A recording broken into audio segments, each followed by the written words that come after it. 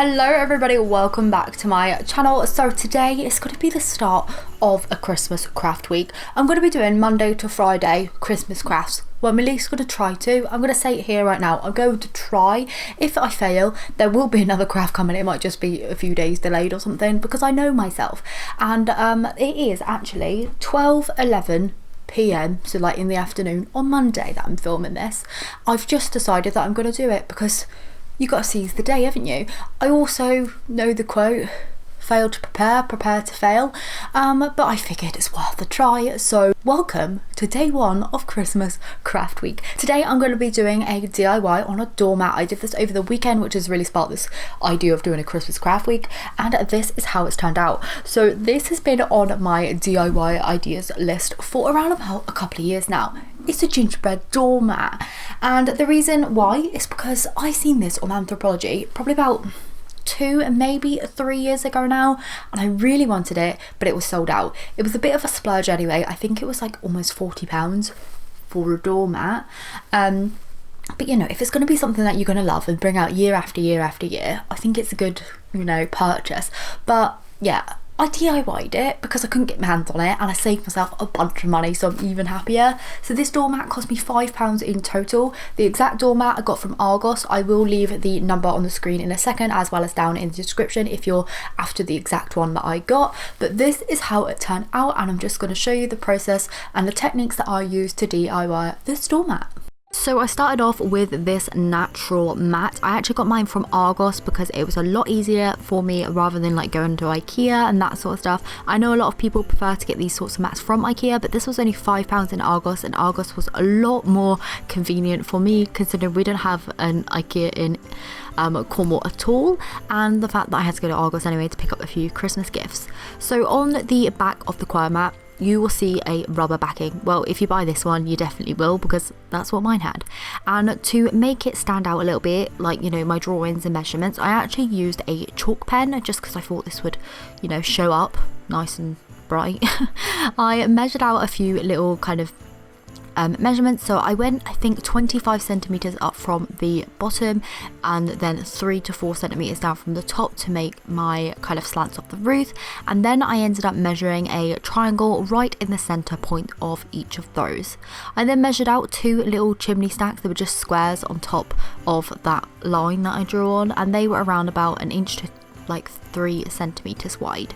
Once I had the rough shape of the mat, I then went in and cut this with some scissors. This was really tough. It did get the job done, but to be honest, I would probably recommend using a craft knife. I'm not gonna lie though, the scissors did make a nicer cut than the craft knife did, because I did have to go back in and neaten them up. But using a craft knife, this was a lot quicker and a lot less taxing on the hands. As you can see here, I'm having to use both hands to squeeze the scissors so tight because it was really thick back in to be able to cut through. But using a craft knife, I was able to go over it like 2-3 times, and then I was able to rip that piece off really smoothly. Like I said, there were some bits that I had to go back in and tidy up, but it wasn't too bad once I got the hang of it. And yeah, that's pretty much all I did to get the shape of the mat.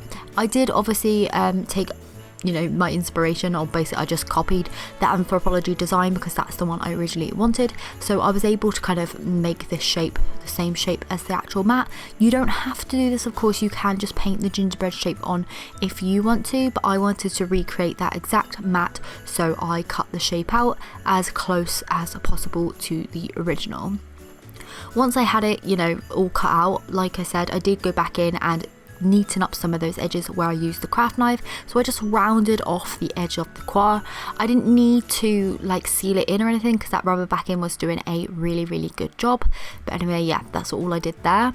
So moving on to painting the design on, you'll want to use acrylic paint or an outdoor paint. Acrylic paint should work just fine. I know a lot of these mats are painted with acrylic paint anyway, but you're going to want one that like dries quite rubbery, quite plasticky. I find Pebeo Studio Acrylics does this, as well as the Arteza Premium Acrylics. I did get gifted the premium acrylics on my other channel, the Arteza ones, but both of them are amazing. If I was to recommend any for this project, it would probably be the Pebeo, because it does take quite a lot of acrylic, but Arteza is easy to get online, so it's down to you which ones you choose, but those are just my 2 recommendations there. Ones that I know dry like really flexible and really plasticky. You don't want the ones that dry and they crack and then it'll be ruined and you can't use it as a doormat. You want something like a little bit flexible in there.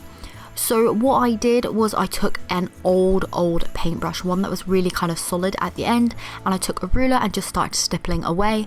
I did first of all try and sketch out my lines with an acrylic paint pen, like a Posca pen or like just a normal paint pen, but to be honest it didn't really work. I wanted to sketch it out first of all and then like paint it all back in, but that didn't work, so yeah. Just skip that if you think that's going to be a good idea, because it really just, it wasn't doing anything. It just wasn't drawing on it. So I just used my ruler, my paintbrush, dipping it into the acrylic and then like really stippling it into the mat. You want to get really far in there as much as you can, getting it right down to that rubber backing. This is going to give you the most opaque finish and the neatest finish. It is quite hard to be able to get straight lines and to get it looking really neat and like really a cohesive cover of the paint, but once you get into the hang of it, it's all right. This took me around about 2 hours to paint in total, because I watched a movie, I think it was Operation Christmas Drop on Netflix. Let me know if you've seen that movie, but yeah, I just ended up watching that and then painting away, and it was a really nice evening. So on the top bit, I did realise that I'm going to have to like go around the sides, so I took a notebook, just put that underneath while I was painting the sides so I didn't get it on any of the fur fabric that I used in my background. This fur fabric is actually for a little craft project that I'm going to be working on very soon, but I thought it would make a nice background for this video because my desk is a mess. For the dot bits on the gingerbread house, I just turned my paintbrush the other way around and just started stabbing in loads of little holes with the paint on. Really nothing to that, just yeah, dotting away. That did the job. Up close it did look a little bit funny to begin with, but after the first layer I did a second layer of that and then it turned out really nicely. For the individual kind of decoration bits, as you will see from now, I'm actually using a kid's paintbrush from Wilko. Really love these. They're just like a really soft bristle brush, and this worked really well for the details. So these bits aren't really pressed in, so if wiping your feet on this doormat, then you will find these bits will come off easiest. But if this is just for decoration like mine is, it will work absolutely fine. So I just painted on the details using this soft bristle brush. I really struggle with that. Bristle brush. And yeah, I just went to town really, just watching a movie, having Netflix on in the background, and just started painting away all of the details that I wanted on there.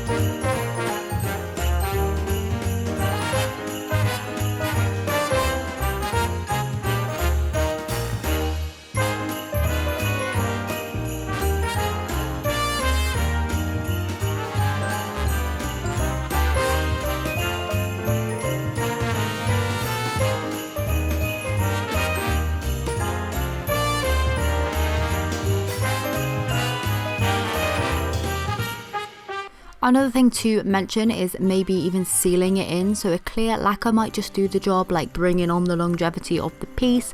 But yeah, I don't know, I would probably not recommend this to use as your main like actual doormat you're going to be wiping your feet on, but I think this is going to make a really nice entrance piece. You know, if you have like a usable doormat on the outside of your door and then like this one coming in, I think that will work really nicely. But yeah, that's what I'm going to be doing with mine, so this DIY is kind of working out perfect for that.